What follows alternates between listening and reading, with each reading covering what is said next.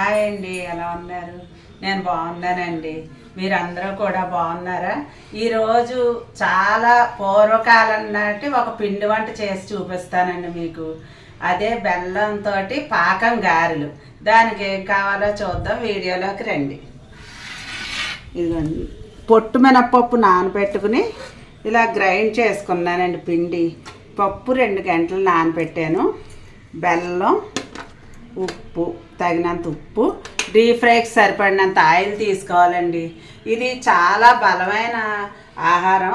ఇది ఎలా తయారు చేయాలో ఏంటో చూపిస్తాను రండి. ఇదిగోండి, మనం ముందుగా బెల్లానికి పాకం పెట్టుకోవాలి. ఎందుకంటే ప్రతి పిండి వంటకి ఆయిల్ పెట్టుకుంటాము, దీనికి మాత్రం ముందు బెల్లం పాకం చేసుకుని పక్కన పెట్టుకోవాలి.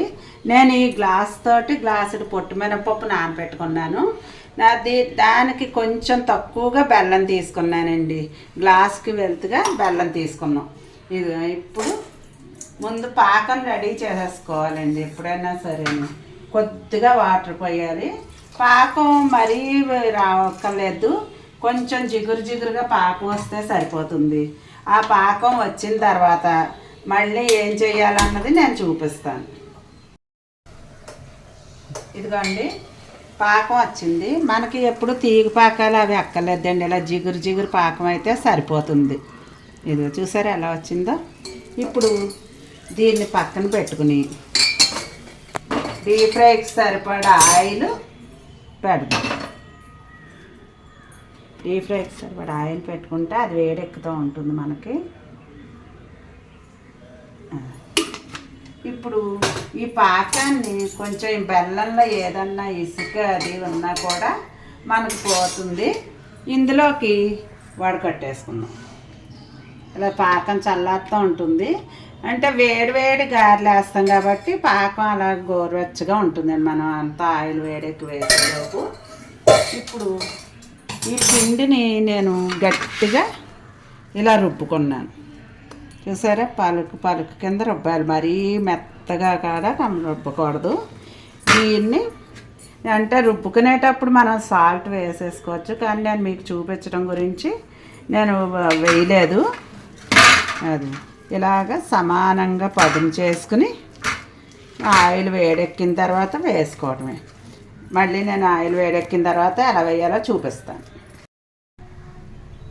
ఇదిగోండి, ఆయిల్ వేడెక్కింది. ఇప్పుడు మనం చూడండి, ఇక్కడే ఉంది గారె వేసుకోవటం అనేది. మామూలు గారె అయితే ఇలా తీసుకుని మనం లావుగా వేసుకుంటాము. పాకం గారెలు కొద్దిగా ఎంత పల్చగా చేసుకుని వేసుకుంటే అంత కరకరలాడుతూ వస్తాయి. ఆయిల్ మాత్రం బాగా కాగాలండి. ఇది ఫస్ట్ హైలో పెట్టుకున్నా కూడా వేసిన తర్వాత మీడియంలో పెట్టుకోవాలి. ఎందుకంటే హైలో పెడితే పైన మాడిపోతుంది, లోపల వేగం. అదే మనం సిమ్లో పెట్టినా కూడా చచ్చిపడిపోయినట్టు అయిపోతాయి. అందుకని వేసేటప్పుడు హైలో పెట్టి వేసుకోవాలి. మనకి ఏ సైజు కావాలంటే ఆ సైజు అందంగా వేసుకోవాలి. ఇది చాలా బలంగా పిండి వంట అండి. గారె అనేది నడంగట్టని పెడతారు అందరికీ కూడాను. కాకపోతే వేగటంలో ఉంది, ఎర్రగా వేయించుకోవాలి. మామూలు గారె అయితే ఇలా లావుగా వేసేసుకుంటాము. పాకం గారెలు మాత్రం ఇలా కొంచెం ఇలా వేసుకోవాలి. అవి అలా సన్నసారి మనం మీడియంలో పెట్టుకుని వేయించుకుంటే ఎర్రగా కరకరలాడుతూ చాలా టేస్ట్గా ఉంటాయండి. గారెలు ఇష్టం లేని వాళ్ళు అంటే ఉండరు. చాలామంది చాలా అస్తమాన వడ తింటూ ఉంటారు. ఏదో ఇలాగ చేసుకుని చక్కగా వేసుకోవాలి. మనం తక్కువగా ఆయిల్ పెట్టుకున్నాం కాబట్టి తక్కువగా వేసుకుంటే ఎర్రగా వెళ్తాయి. ఇప్పుడు మీడియంలో పెట్టేసుకుందాం, మళ్ళీ వేగిన తర్వాత మీకు చూపిస్తాను. ఇదిగోండి, ఇదిగో ఎర్రగా వేగాయి. చూసారా ఎంత బాగా వేగాయో గారెలు. చక్కగా వేగిపోయాయి. మనం ఇవి తీసేసుకుని ఇక్కడ పాకం పెట్టుకున్నాం కదా, ఈ పాకంలో వేసేసుకోవాలి. ఒక్కొక్కటి చాలా బాగా పీలుస్తాయి. వేడి గారి పాకం గోరువెచ్చగా ఉన్నా కూడా బాగా పీలుస్తాయి. మనకి వాయికి మాత్రం గ్యాప్ ఇచ్చుకోవాలి. ఆయిల్ మాత్రం బాగా కాగాలి కాబట్టి గ్యాప్ ఇచ్చుకోవాలి. ఇదిగో ఇది ఇలాగా పాకంలో ఇలా ముంచుకుంటే చక్కగా ఉంటాయి. మరి మనం ఈ పాకంగాలకి పల్చగా చేసుకుంటేనే కరకరలాడుతూ పాకం బాగా పీల్చుకుంటాయి. మరీ లావుగా వేసుకుంటే పాకం పీల్చుకోవు, నిలవ ఉండవు. చక్కగా అలా పీల్చుకుంటూ ఉంటాయి. అదిగో ఇంకోసారి వేడెక్కింది ఆయిల్, అది ఇంకో వాయి ఎలా వేయాలో మీకు చూపిస్తాను. కొంచెం పిండి తీసుకున్నా చూసారా, చిన్నగా తీసుకున్నా కూడా అంత అలాగా చక్కగా వేగే గారెలు. ఇదిగోండి ఇలా పల్చగా చేసుకుని వేసుకుంటే కరకరలాడుతూ లోపల వేగి చాలా బాగుంటాయండి ఇవి. గ్యాప్ మాత్రం ఆయిల్కి వాయికి గ్యాప్ మాత్రం ఇచ్చుకుని వేసుకోవాలి. ఎప్పుడు కూడా గారె అంటే మామూలుగా వేసుకున్నా, అల్లం గారెలు వేసుకున్నా కూడా గ్యాప్ ఇచ్చుకుని బాగా ఆయిల్ కాగిన తర్వాతే గారె వేయాలి. అప్పుడే టేస్ట్గా ఉంటుంది. ఇది ఇలాగా వేసుకోవాలి. చక్కగా వేగిపోతాయండి.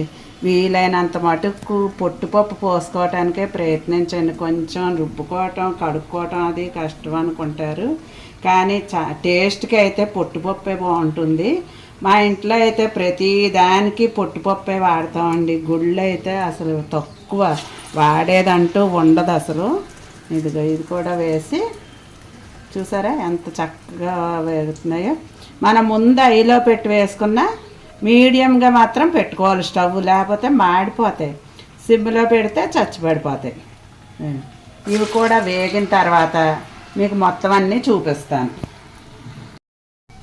ఇదిగోండి ఆ వాయి వేగుతోంది. ఈలోపు ఇవి పాకం పీల్చేసాయి. దాని మీద మళ్ళీ వేగినవి వేస్తే ఒకదాని మీద ఒకటి అవుతాయి, సరిగ్గా పీల్చుకోవు. అందుకని పాకంలో వేసినవి అది వేగేలోపు నేను తీసేస్తున్నాను. మళ్ళీ వేడి వేస్తే మళ్ళీ చక్కగా పీల్చుకుంటాయి. అదిగో చూసారా ఎలా పీల్చుకున్నాయో పాకం. చక్కగా ఉంటాయండి. ఇది చాలా టేస్టీగా ఉంటాయి. ఇదిగో ఇది కూడా వేగిపోయాయి. ఇప్పుడు మనం ఒక్కొక్కటి కూడా ఇందులో వేసేసుకుందాం. ఎందుకంటే పాకం గోరువెచ్చగా ఉన్నా కూడా ఈ వేడికి వేడి వేస్తేనే చక్కగా పీల్చేసుకుంటాయి. ఇవి కూడా మొత్తం అన్నీ అయిపోయిన తర్వాత ఎలా పీల్చే ఈ పాకం అన్నది నేను మీకు చూపిస్తాను. ఇదిగోండి మీ అందరి కోసం పాతకాలం నాటి వంట తియ్యటి గారెలండి, పాకం గారెలు తయారు చేశాను. ఇవి తీయగా కమ్మగా చాలా టేస్ట్గా ఉంటాయండి. పిల్లలకు కూడా చాలా బలం కూడా ఇవి పెడితేను. ఇప్పుడు రకరకాలన్నీ పెడుతున్నారు, కానీ పూర్వకాలం నాటి వంటలు మళ్ళీ పిల్లలకి అలవాటు చేస్తే వాళ్ళు చాలా ఇష్టంగా తింటారండి. ఇప్పుడు మనకి తొలేకాశ వస్తుంది, శ్రావణ మాసం వస్తుంది, దేవుడి దగ్గర కూడా పెట్టుకోవటానికి ఒక ఐటెంగా పాకం గారెలు పెట్టుకోవచ్చు మనం. ఇవి చాలా టేస్టీగా ఉంటాయండి. ఒక్కసారి పిల్లలు తిన్నారంటే పాకం గారెలే కావాలని అడుగుతారు. మీరు పిల్లలకు కూడా అలవాటు చేయండి.